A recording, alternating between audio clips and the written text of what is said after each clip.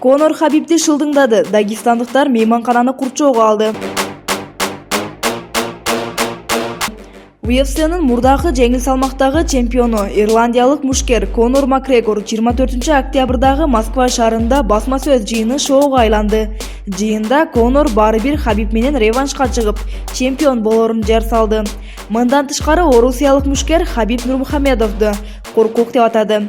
Бул тууралуу Sport.ru басылмасы жазууда. Маалыматка ылайык, Конордун дагестандыктар менден качат деп айткандан кийин бир канча ондогон дагестандыктар Ридс мейманкананы чоого алышкан. Конор ошол мейманканага токтогон. Конор Макгрегор Хабиб алы жеткендер менен гана мушташат. Ал тобокелге баргысы келбейт. Дагестандыктар коркок, качып жүрүшөт. Аны Хабибтен көрүүгө болот. Жада калса ал Москвадагы өзүнүн басма сөз жыйынына качып кеткен деп айтты. Эсиңиздерге салсак, Макгрегор эрежесиз урушта 24 беттештин 21-ин жеңип, 3-өдөн жеңилген. Ал UFC уюмунда 2 салмак категориясында чемпион аталган жалгыз мушкер болуп эсептелет. Булак Заман KG. Достор, биздин видеобуз соңуна чыкты. Аягына чейин көрүп, колдонгонуңуздар үчүн чоң рахмат.